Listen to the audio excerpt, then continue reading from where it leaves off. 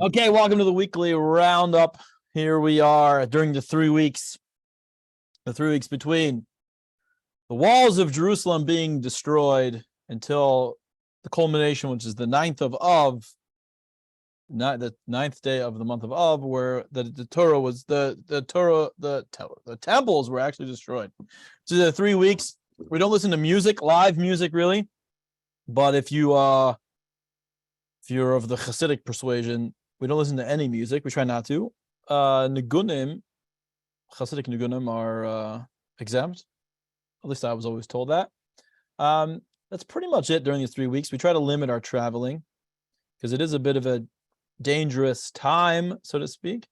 The 9 days are the real dangerous time. The 9 days start on Rosh Chodesh Av, the first day of the new month of Av, which is 9 days from now, actually. It's the 21st, so in about 9 days from now, 8 days from now. We limit, then we don't eat meat, but we'll talk about that next week. We don't eat meat, and we don't listen to music, and we don't travel, we don't go swimming, we don't do things that have a little bit of a danger to them. But for now, everything's pretty much fine, hunky-dory. We just limit our joy until Mashiach comes, when everything will be great again. The Parsha, we always read this Parsha during the 3 weeks. Matot-Maasei. Matos means a staff that hardens. We harden ourselves, so to speak, from the negative forces. We harden ourselves because this is the pinnacle of the summer, which is a time of a lot of let loose, let your hair down, go free. And we know that the more you indulge in material things, the more spiritually insensitive you become. I think that's totally true. I definitely do that. As soon as I have a slice of pizza, I become like, I'll daven later. Like 100% of the time. A lot of other things. So we try to we increase our study in the period study of the Holy Temple. Why do we increase our study in the Holy Temple? Well, this is the period of time when the Holy Temple was destroyed 2,000 years ago. And God told Isaiah, I believe, God told Isaiah, tell the Jewish people to build my temple. And Isaiah's like, what are you talking about? Build your temple? They're all over the place. How can I get them to build your temple? So God said, if you study the laws of building the temple, I will consider it as if you are building the temple itself. So we study the laws. What was destroyed, we rebuild right away. That's always the Jewish approach. Whenever there's a place of destruction, we immediately go back in and make construction to an even greater degree. A shliach, an emissary of the Rebbe in some city, he gets kicked out for whatever reason. We send two. We send two back over there. That's always been the Jewish approach. We hit back twice as hard. Here we go. So this is the longest double portion of the year. It has the most words. If you're going to shul on Shabbos, it's going to be long, but it's quite interesting. This is Parshas Chazak, which means this is the last. We're finishing up the book of Bamidbar, of Numbers, moving into Devarim. Next Shabbos we'll read, not this coming Shabbos, but the following Shabbos we'll read the whole book of Devarim, which we know from those of you that remember, those are the last 30 days of Moses' life. We're at the right at the border of the land of Israel, and he's giving his final words. That's why we recently had Aaron that passed away, Miriam passed away. A lot of people have passed away. Okay, now one of the last acts that Hashem is going to tell Moses over here. First, the parsha opens up about vows, specifically nedarim. We have two types of vows. We have nedarim, a neder, and shavuos, a shavua. The difference between a neder and a vow, very simply, is a neder is it's on what we call the chefza, the object. I'm saying cigarettes are prohibited to me, as opposed to a vow says, I promise to exercise every day. That's on the person, the gavra, as we call it. If you want to know the Talmudic lingo, it's chefza gavra. Whenever you're learning Talmud, a lot of times the teacher will ask you, are we speaking about a chefza or are we speaking about a gavra? Is the mitzvah on the object? Like, does tefillin need to be worn? Or does the person need to wear tefillin? does a mezuzah, when there's a doorpost, does it need a mezuzah, or does the person need a mezuzah? Is the mezuzah for the person, or is the mezuzah for the doorpost? Whatever. It's a big classic. These are classic questions, and they have different ramifications. So the neder is talking specifically about objects. If a woman makes a neder, a vow of such, her husband can nullify it within the day. If he listens and he doesn't say anything, then it's she has to do it for however long she says. If she doesn't stipulate a time, or any person doesn't stipulate a time, the minimum requirement, I think, is 30 days. How do you nullify a vow? Which happens all the time. You nullify vows all the time. I mean, well, yeah, it happens. I'm saying not you. I don't think I've ever nullified a vow myself necessarily, but it is very common. You have to go in front of 3 people that are somewhat knowledgeable in Torah, and you have to have a good reason why you want to nullify the vow. You can't just nullify a vow because it's getting too hard. What they typically do is, if you knew how hard this was going to be, would you have taken the vow to begin with? And then you typically say no. I mean, that's what I'm assuming that's the truth, and everyone assumes that's the truth, and your vow is nullified. It has to be in front of 3. I always tell the story. The first time I ever saw such a thing, I was in a bookstore in Jerusalem, and a woman came up to my friend and I and said, I need, in Hebrew, which I didn't understand, she says, I need help nullifying a vow.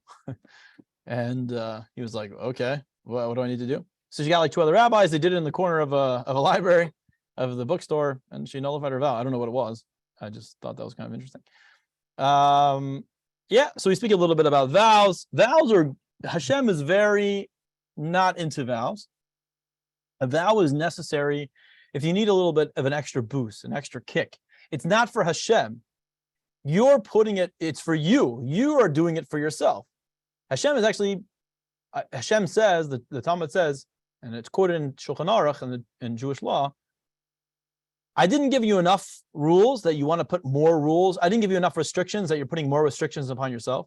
That's how Hashem views vows. But Hashem understands that a person needs a vow. Sometimes they need a vow. I just need to I need the most. The vow helps you, says the Torah. It helps you gain confidence and courage to resolve within yourself to do it. Because there's going to be a consequence. And it's going to be a very serious consequence if you break a vow. Breaking of vows is very negative. In fact, it's very blemishing upon the soul. That's why often people will say, I'll come and help you, bli neder. I'll be there, bli neder. Bli neder means without a vow, bli neder. Or sometimes you see it in a text, B apostrophe LN, yeah, or BLN. You'll see a lot of Jewish Orthodox people do that. Bli neder. I'm not promising, because if I don't make it, it's going to be a big problem. So we're not really into vows. Don't take vows if you don't need to. There is, it does say that if you do something for 3 times, if you do something intentionally 3 times, it's considered as if you took a vow upon it. And if you want to avoid it, you have to speak with you have to get 3 people in front of you to annul your vow. Hataris nedarim, which we do on Erev Rosh Hashanah, right? Everybody know that? I don't know. Maybe you're not in a shul that does that, but it's a big thing. You nullify all your vows on Erev Rosh Hashanah, on the eve of Rosh Hashanah. If you didn't do it on the Erev Rosh Hashanah, then you do it Erev Yom Kippur. A woman who's not married, women, actually just in general, women do it on Yom Kippur. Yeah, kol nidre means all of my vows. We're nullifying all of our vows. And we're nullifying all of our vows because we're not attached to anything outside of Hashem. Yeah, we're reestablishing, hey, what's going on? We're reattaching ourselves to Hashem. So that's what we do. Shliach of California just walked in. Big shliach. San Francisco. If you guys live in San Francisco, big Chabad rabbi. Okay, now let's go on. We're going back to Midian. So now Hashem says Hashem likes to take revenge. Now it's not good for us to take revenge, called nikama, but Hashem likes to take revenge. And one of the last acts that Hashem's going to ask Moses to do is, I want you to gather 1,000 men, or 1,000 men of each tribe, I believe, and go take revenge on Midian. Yeah, where Balak and Bilam are hanging out, and you're going to go kill them. Bilam is going to get killed in this war over here. And the story goes, he was flying around. He had an ability to fly. And does anybody know how they got him down? If you have any children listening, it's quite inappropriate. Does anybody know? I'll give you 4 seconds to figure it out. They urinated on him. Whatever, that's what it says. They urinated on him. That ruined the spell, and he was able to come down, and then they killed him. So Wait, Bilam, while he was flying? while he was flying, yep. Maybe they flew by, and I don't know. Maybe they threw urine on him. I don't exactly know like the whole story, but that's how the story goes. So they got him, they killed him, and we killed basically everybody that we needed to. And what ended up happening, though, they have something called spoils of war. And this is what we learned about how to deal with the spoils of war. Now, God told Moses to get all of these Jewish people, they have to kill the men, women, and children. It's very few times when you have to kill the men, women, and children. We're very much, we don't kill men, women, and children. We don't kill women and children in a war unless it's a milchametz mitzvah. There's a mitzvah to do it. It's a mitzvah to go to war, which we don't have anymore. Mitzvahs to go to war anymore, but at the time they did. And the reason is obvious, because as you see even now, like in Afghanistan, I watched a lot of documentaries on our war in Afghanistan. The children, you kill the father, you end up, the child is now, you got 10 more people coming to kill you, because you got the brothers now, the uncles, and the children are now going to take a revenge against you. So actually the tactics changed in Afghanistan. They tried to really have good morale and good relationships with the people in Afghanistan, for example. But back then, that wasn't going to happen. So they had to kill them. They did not kill all of the women. And Moses got really mad. And whenever Moses got mad 3 times in the Torah, and every time he got mad, he forgot something. It called shchicha. It calls forgetfulness. Something else it calls forgetfulness. Don't take off 2 pieces of clothing at the same time. Don't wash your hands on your clothes. Don't drink the fuzz of beer, says the Talmud. That all causes forgetfulness. I don't know about soda pop. I don't think they had it back then. But don't drink the fuzz of the beer. He caused forgetfulness. Now, what did he forget? What happened was the Jewish people came out of the war and they had a lot of spoils, namely pots and pans. Kind of bizarre. Maybe they're really expensive, cast iron, I have no idea.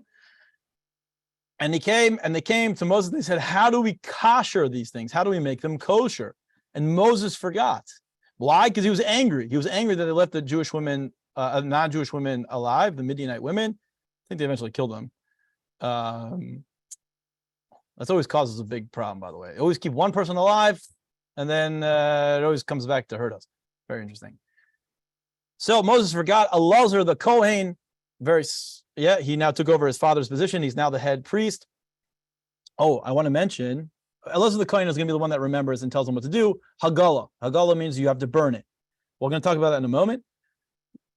When God said, I want you to take 1,000 people from each tribe, so 12,000 soldiers, and go, the leader is going to be Pinchas.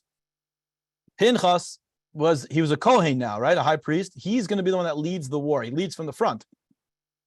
In general, leaders and Jewish leaders lead from the front. Now, there's something called a Milchemes Kohen. No, I am forgetting. There's a Kohen that's appointed for going to war, because he's the chaplain. He's the head chaplain. He's holy. He's not the Kohen Gadol. Kohen Gadol remains in Jerusalem or wherever it is, but he's the Kohen that's appointed. He's also anointed with oil, and he's appointed to lead the Jewish people. He gets them excited, pumped up to go to battle. Pinchas, I couldn't think of any better person to do that, because he's a zealot and he's smart and he's strong and he's a Kohen. He was chosen to do that. Now, going back, they get the spoils of war. They come back. Elazar the Kohen says you have to do Hagala. Now, there's 2 things you have to do. You have to dip it in the mikvah. If you want to use these, pans, you got to dip them in a mikvah, and you got to, if they've been used, you have to do Hagala. Now, why do you have to dip in a mikvah? We still do that today. If you get utensils that you're going to eat, that food is going to touch, that food has to touch it. If food is not going to touch this utensil, you do not have to put it in a mikvah. If food is going to touch it, then you have to put it in the mikvah. We still do that today. We have a kalim mikvah. It's called a mikvah for vessels. And the reason is because we are elevating. We don't eat food for the sake of food. Yeah, we don't do things in life. That's the goal. Just for the sake of pleasure. So eating, we don't eat for the sake of pleasure. It's an elevated thing. And now it's an elevated, it helps us elevate. We elevate the food, we elevate ourselves as a purpose. And one of the ways we prepare ourselves for that is that the kalim, the vessels in which we eat off of, are at an elevated status. So therefore, if a Jew takes possession of a utensil from a non-Jew, which means if you go to a store and you know the store is owned by a non-Jew, which you can assume it is, you have to go bring it to the mikvah. If you buy it from a Jew, then if you buy it from a Jew or borrow it from a Jew, you do not have to put it in the mikvah. So in Jerusalem, it's not so common. In fact, in Israel, I should say, in Israel, we would, I remember, I would bring things to the mikvah, unless it says on it already brought to the mikvah, which you have. If you go to like these religious stores in New York, at least for sure, near me also, it says like, it does not need toiveling. It does not need to go dip into the mikvah. So in Israel, because we would bring it to the mikvah still, but we wouldn't make a blessing on it because there's a blessing. It's a mitzvah. We learned from this week's parsha that you have to put in the mikvah. Today, I may be one of the few, but I do not ever say a blessing on when I bring utensils to the mikvah, because I don't know if it really was owned by a Jew or not Jew. Now, you can assume it's not, but I don't know. I had this in my mind. Someone taught me this. I never say the blessing. Now, what is considered a mikvah? We've spoken about many times. A river is problematic because a mikvah means gather. The water has to be gathered. It has to be pure, has to be rainwater, at least a certain amount of rainwater. And the problem is with a river is it has cracks in the river and it overflows at certain times of the year, and that's not considered gathered. An ocean is actually a little bit problematic, but you can rely on an ocean, no problem. Well, I guess not no problem, but if that's all you have, then that's what you do, and you should use it. Any lake is not necessarily okay because it has to. If it's man-made, then it's the problem. But if it's pure rainwater, and you can be sure that there are no cracks, that it's leaking out anywhere, that's fine. And then obviously you have kalim mikvahs. You have a mikvah, a man-made mikvah, which we have all over the world. You can use those. Don't ask me how a mikvah works and how you build it. I've learned it like 50 times and I still don't totally understand. But that's good. Now, let's say if you buy a new utensil, just to remind you, if you buy a new utensil, you do not have to put it in fire or anything like that. You don't have to kosher it. Yeah, kosher. You don't have to make it not. If you make something not kosher, if you make these pans not kosher, let's say, for example, you had a pan that you by accidentally cooked non-kosher meat, or you're making meatballs and a bunch of milk fell into it. So if it's a pan, you have to put it in either like an oven at least 500 degrees, probably for like an hour or so, or take a blowtorch. Yeah, something you have to do. If it's just a pot that you're boiling water, the way to make it kosher again is to boil water in it again. Boil water, make sure it's all clean, and boil water in it again. We'll talk about it at a different time, but that's pretty much it. Koshering, making something not kosher is pretty tough. Making something kosher again is very easy. If you have a kosher kitchen, things will come up all the time, especially with like sponges, or you put it in a wrong dishwasher. That happens all the time. That's fine. You should know what to do. But for the most part, you can assume things are kosher and fine. Okay. Now, so that's what Elazar taught the Jewish people when they got all these pots and pans. That's what they decided to take. I don't know why. It's kind of interesting. Let's see over here. Okay, now, the Jewish people, right, we're about to enter the land of Israel. Gad and Reuven, the tribes of Gad and Reuven, awesome fighters. The best, actually. Super battle strong, very intelligent. They had the most and excellent farmers. They had the most cattle. The Jewish people are on the west bank of Israel. On the west bank of Israel. No, I'm sorry. West Bank of Israel. No, they're on the west bank of Jordan.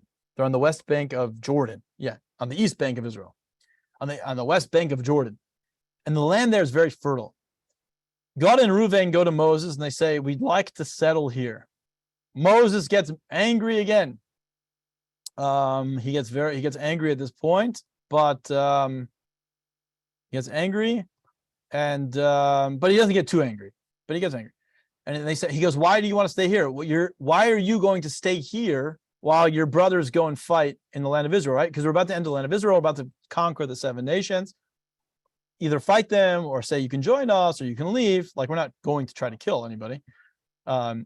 You're going to freak out your sibling. You're going to freak out all your cousins." And they said, no, we'll stay. We'll go and fight and wait till everyone's settled, and then we'll come back and settle here. We don't want to settle in the land of Israel. This land is much better. It's much bigger, much wider for us to be able to settle here. So Moses says, let me go ask God. God says, okay, wait for them. Huh? We have to reveal this spirituality. It's a lot of hidden spirituality. Yes, a lot of it, exactly. Yeah, I've been in California and a lot of my dad's from there. And they're like, Southern. Yeah, you're in Northern California. Wait, yeah. Oh, you're like near San Francisco? Yeah. Okay, the truth is I can't really hear you. So let me just finish. I'm sorry, your connection's not so bad, or my connection's not so good. So they go into the land. Oh, sorry, I don't know who this is. This says master on it. They go into the land of Israel. Sorry, they're going to fight, and it's going to take 14 years. It's going to take 14. What? 1 second. It's going to take 14 years for them to settle the land of Israel, and then they're going to come back. So God says, fine, if they go and the people are okay with it, then they can go. They can go. If the people are okay with it, then they can go and they can come back and settle the land. Which we learn from here, things have to look good in the eyes. It can't only look good in the eyes of God. They also have to look good in the eyes of people. This is where we learn about Mars. They learn about Maris Ayin. 1 second over here. Sorry, 1 second. Yeah, we learned something called Maris Ayin, that it has to look good in front of the people. So they go and they go fine. So they learn about Maris Ayin. Okay, what's going to happen? Something very interesting. The Jewish people are going to take 14 years it takes 7 years to fight, and then another 7 years for everyone to settle to see where they should be. Meaning they had to go fight the 7 nations that live there. It took 7 years to fight. Then they had to show everybody where they're going to stay and settle and be comfortable. That takes another 7 years until the last tribe is finally settled, has their house, and everything's good. Then the tribes of Gad and Reuven are going to head back to the west bank of Jordan. The problem with that, says the Torah, there was a high familial dysfunctionality. It caused the children didn't even know their parents. You imagine, you had a newborn child and they haven't seen. The father comes home after 14 years. The family stayed. The family stayed there. Those that were fighting age went, and they didn't see their family for 14 years, and said there was high dysfunctionality within the family. The Medrash tells us. You shouldn't stay away from your family for too long. That's something that the Torah tells us. What else could I say? They go, they fight, they come back. Okay, fine. They do that. Okay, that's all in the first parsha. Then we have Parshas Maasei, which is records the 42 journeys. It's called the 42 journeys of the Jewish people. Why are they called 42 journeys? Or the 42 goings? The 42 goings of the Jewish people. What do you mean goings? Basically, they already left Egypt. Once they left Egypt, they went to whatever the next place they went to. The Torah says that should be called going. They left. Why is it like 42 goings, the 42 journeys? You went on one journey. It's one long journey. Says the Torah, something about life. This is a lesson about life. That when you break through one barrier, you journey from one place to the next, and you get your one goal. There's a whole nother level, a whole nother goal that you're going to have to break through. It never ends. I was always thinking about this. I always think about, like, why do some stand-up comics, you have a guy like Steve Martin. Yeah, whatever. The guy, he gave up stand-up. He doesn't really do movies, I guess, anymore. He's still a superstar, but like, he's not as popular as, let's say, Jerry Seinfeld. And the reason is, my opinion, is because Jerry Seinfeld is still working. He's still improving. He's still trying to better himself. he's still in the game. You're only going to stay relevant and be relevant and be a star if you stay in it. You got to keep going. It never ends. It should never end. So the Jewish people, they have these 42 journeys, constantly journeying from even though it's year 20 out of the left Egypt, they're going to a new city now to settle, or a new part of the desert. That's considered another journey. That's another journey from Egypt. Yeah, because you're leaving of Egypt. You never fully leave your Egypt. You have to constantly be pushing. That's why last week's Parsha, maybe we left. Yeah, we spoke about a few of the tribes ran back to Egypt. Why? Once the Ananiya called, once the clouds of glory, once Aaron passed away, yeah, the clouds left, their protection left, and you had these tribes that are like, that's it, we're going back to Egypt. What do you mean? 40 years you've been living the high life. All of a sudden now you're going back to your original self, your default self. You're that insecure. Then remember, the tribe of Levi comes and chases after them, and they get killed. A bunch of them get killed.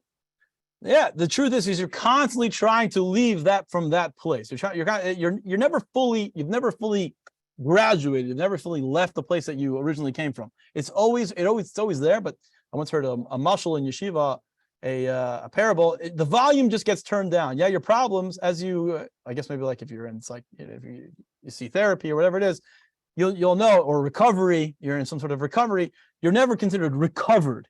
You're constantly in recovery. I am a recovering whatever it is. But perhaps the volume gets turned down, but you're never fully there. You always have to keep fighting. You always have to keep pushing forward. So that's the idea of the 42 journeys. Sometimes we would stay, it could be many, many years that we'd stay in a particular place. Sometimes it was just one single day, which I think is, some days I think are good days. Some days you have to trudge a little harder. If you want to know, speaks about the Chassidus, by the Alter Rebbe. Everybody has these 42 journeys in life. One journey in particular that I want to point out, I know it's getting very late, is the journey of, they went to a place called Refidim. Refidim means the quarrel. They fought over there. They fought. Now, when did the Jewish people go to Refidim? 3 days before the giving of the Torah. 3 days before the giving of the Torah, we fought with each other. How could that possibly be? We just left the greatest miracles, the splitting of the sea, all the miracles that took place in Egypt. And then we know we're getting the Torah, and the Jewish people were very excited. We know they were counting the days, they were excited, they were spiritually elevated, and then boom, we get into a fight with each other. Says the Torah, says Chassidus, says the Chayza of Lublin, the seer, the visionary of Lublin. Yeah, big tzaddik. He says, this is the first case where we see Yerida L'Tzorech Aliyah. Actually, it's not the first case. But this is another case of Yerida L'Tzorech Aliyah. Before any great ascent that is about to happen, anything great that's going to happen for you, there always has to be a descent. You always have to go down very low. You have to go down a few levels. Yeah, you get knocked toches a little bit. But why? Because that allows you, that will propel you to go even further forward. I think I gave an example just 2 weeks ago. Yeah, the example that I like to give is when you want to throw a ball really far, you have to cock your hand back. The farther back you cock your hand, the further forward the ball will go, the more power and strength. If a child doesn't understand how to throw, he's going to be like, what do you mean? I want the ball to go this way, and look at you're moving the ball further away from the goal. So you say, wait a second, watch. This is what you got to do. You got to bring it back, and then you'll see how much more power I'm going to get when you go forward. This is one of the examples of Yerida L'Tzorech Aliyah, a descent for the sake of an ascent. This is one of the most famous examples. The Jewish people had to have a fight. They had to have a bit of a quarrel, a descent, in order for the great ascent of the giving of the Torah to take place. I always like to talk about, anytime I make a resolution to do something great, I immediately get tested with that resolution, and I fail. Like 99% of the time, I'm going to stay off chips for a week. Boom, new kind of potato chip comes out right in front of my face. Everyone's eating it, and I'm finishing the bag. But then I end up doing pretty well. I feel gross, and got it out of my system, and I can hold off for another week. Okay, the Jewish, I know it's very packed.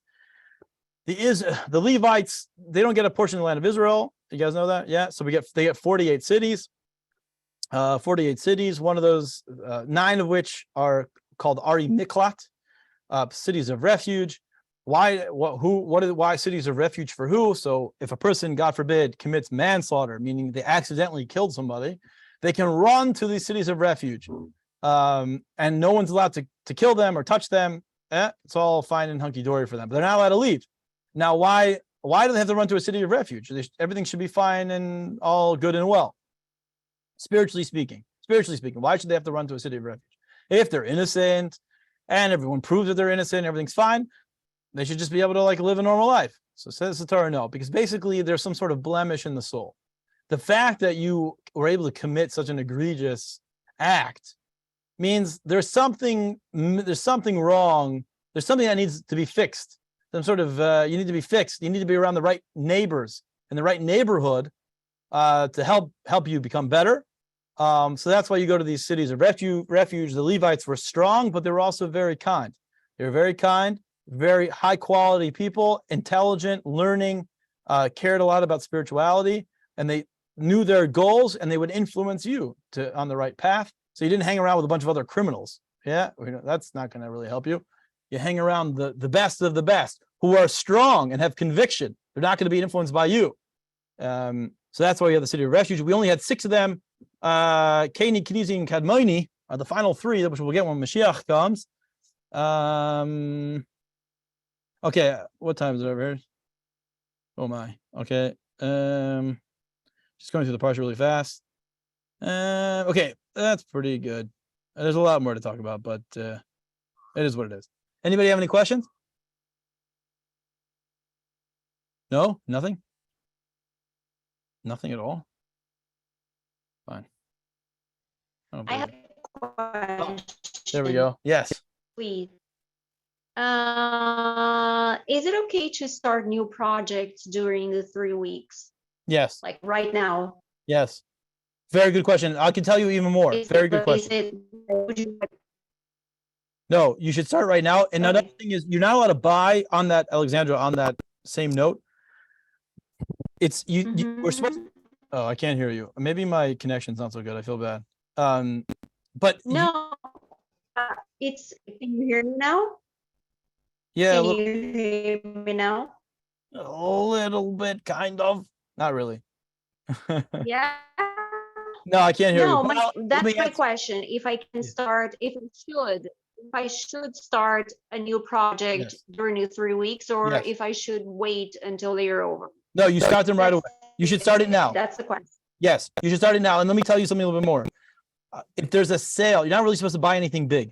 You're not supposed to buy anything that brings you a lot of joy. It's along the same lines of what you're saying. I'll explain. But if there's a sale going on, you're going to miss an opportunity, then you should do it. It also says a person shouldn't get engaged.